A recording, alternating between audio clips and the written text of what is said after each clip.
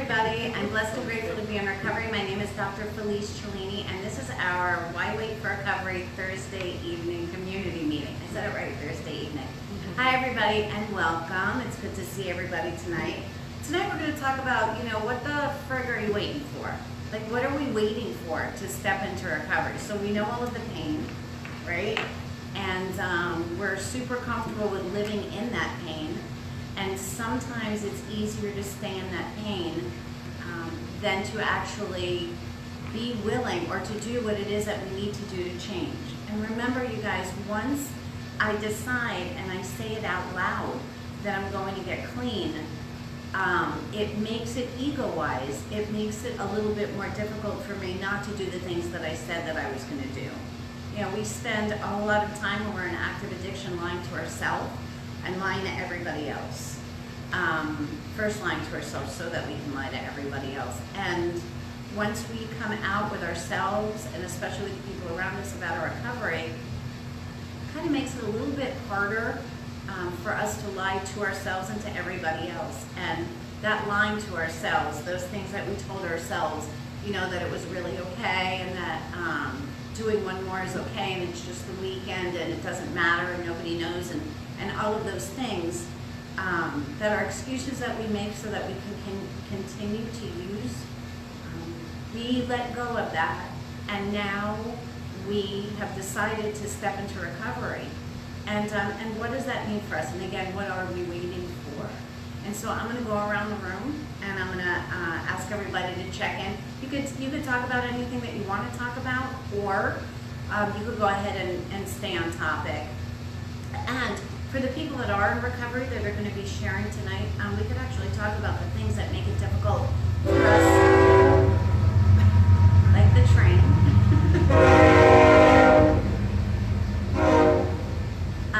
That make it difficult for us to talk about things that we're feeling while we are in recovery. Also remembering that if I'm putting it out there how I feel, I'm making myself vulnerable. And if I make myself vulnerable, what do I do with that horrible feeling that I have about making myself vulnerable when I can't use to make that feeling go away? So, and like I said, or anything else that you want to talk about. I'm really glad that everybody's here, so thank you for being here tonight. You good, Ange? Okay. I'm going to start on the top left with Jennifer F. Hi, Jen. Sorry, I was muted. You're not sorry, you're awesome. I'm awesome and I'm here, so rephrase. Say it. I'm awesome and I'm here. I'm awesome. I'm here. Awesome. You're going to share tonight? Yeah, I have the instructions on it. Can you share tonight, Jen? Sure. Are you in recovery or are you in active addiction? Better than previous weeks. Okay, but not. Are you using or not? Not for the last 4 days, no. Okay, so I've been clean for 4 days now. I've been clean for 4 days. Okay, thank you so much for sharing that. What's going on?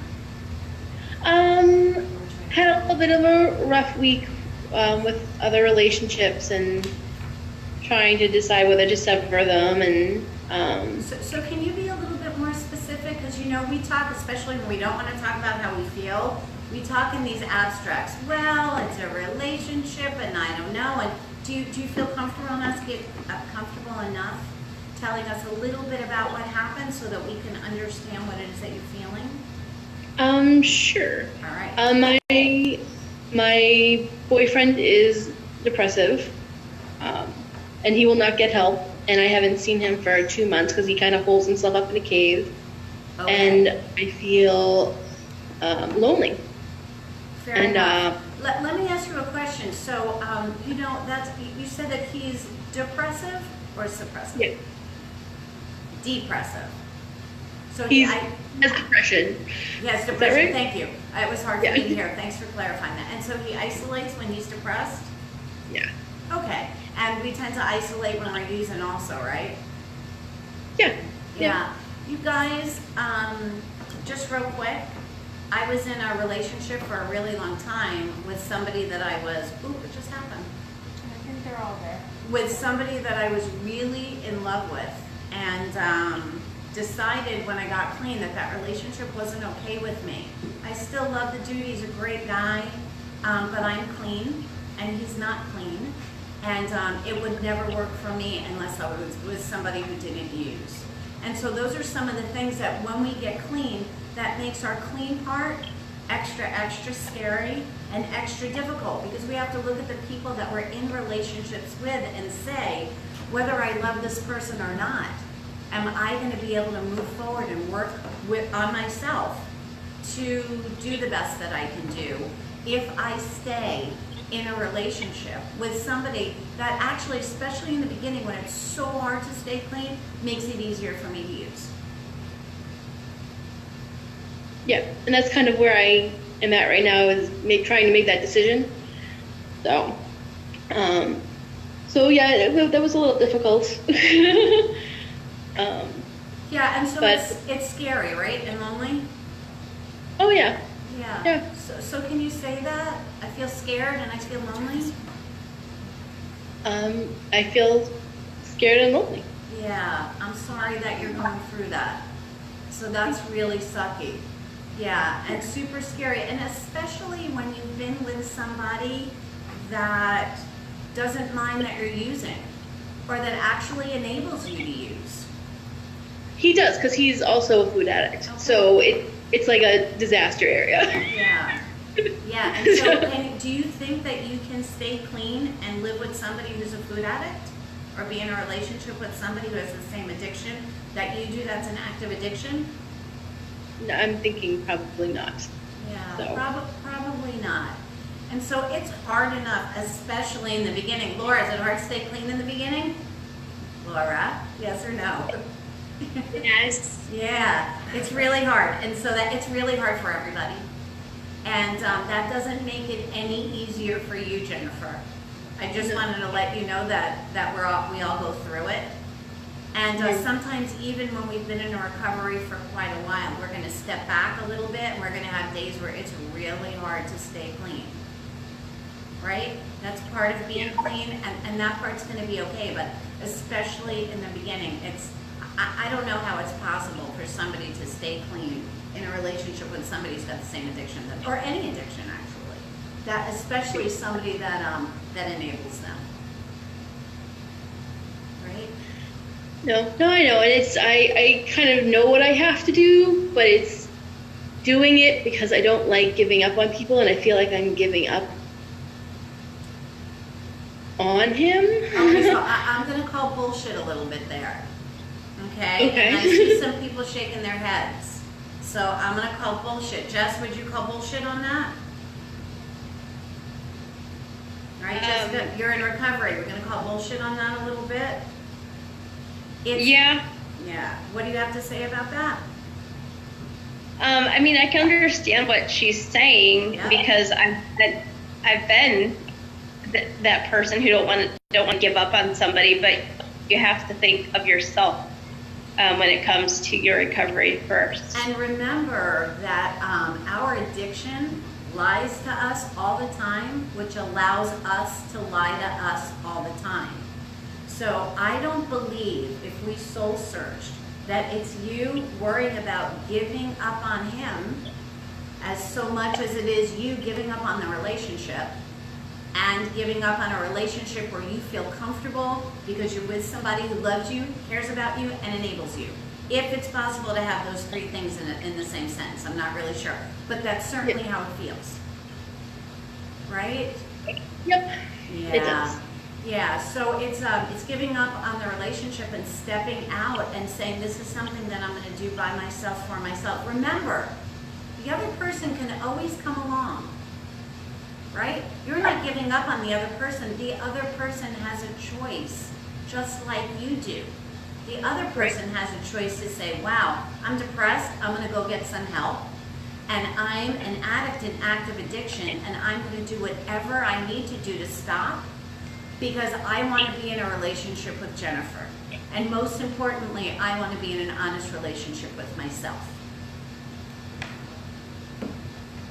Right? Yep. Right, so are you saying, I'm going to leave this person, or are you saying, if things stay the same, I need to make a change?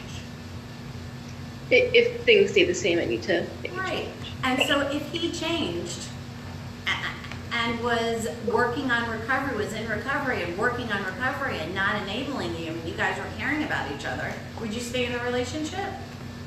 Yeah. Yeah, so you're not giving up on him. You're giving away something that's toxic for you right now. Something that eventually, Jennifer, is going to kill you. That relationship is going to kill you. Yeah. Yeah. So thank you so much for putting that out there. You know, a lot of people watch these meetings, and I guarantee you there are so many people who are thinking about stepping into recovery or just stepped into recovery, or even some people that have been in recovery for a while, that look at their situation and say, ruh-roh, you know, how am I going to do what it is that I need to do so that I can be of service, I could be good to myself and of service to the rest of the universe if I stay where I stay. Yeah. So that was really, really hard to say. And thanks for sharing that fear with us, like I said, because you're not the only one that's got it or has been through it. And I'm sorry that you are going through it. I really am. I feel for you. Thanks. Does anybody have any words that they could share with Jennifer? Come on, you guys, let's participate. Anybody in the room? You know, I just wanted to say that to me, when you first step up and say, I need to do this for myself, that feels selfish. And some people may say, well, you're just being selfish. If you really cared about me, blah, blah, blah, blah, blah. And so it makes it very difficult to stand up and say, no, this is important and that I should do this for myself. You need to take care of me right now. Yeah, because here's the thing, if we don't take care of ourselves, we're going to die. And then Yeah. we're not going to be there to take care of anyone. Right? So dead, you're not good to anybody. And I remember in the beginning, sometimes it's easier to think, I wish I was dead so I didn't have to deal with this. Like it would be better. If I was gone, I'd be gone, right? I got no more responsibility. I don't have to deal with this recovery bullshit that I have to think about 24/7 and live in 24/7. And recovery, you guys, recovery is really hard work that's amazingly worth it. You know, if we had to go to work every day and it was really hard work, and at the end of the day somebody gave us 20 grand each day that we went to work, no matter how hard the work was, we do it, right? Right? So it's kind of like this, you know, at the end of the day, each day we get $20,000 worth of recovery. And that we're doing for ourselves. So we've got to keep an open mind about that and know that, and I can promise you from experience that it's going to get a whole lot easier. A whole lot more difficult in the beginning, and then a whole lot easier. Can I say something? I hope so.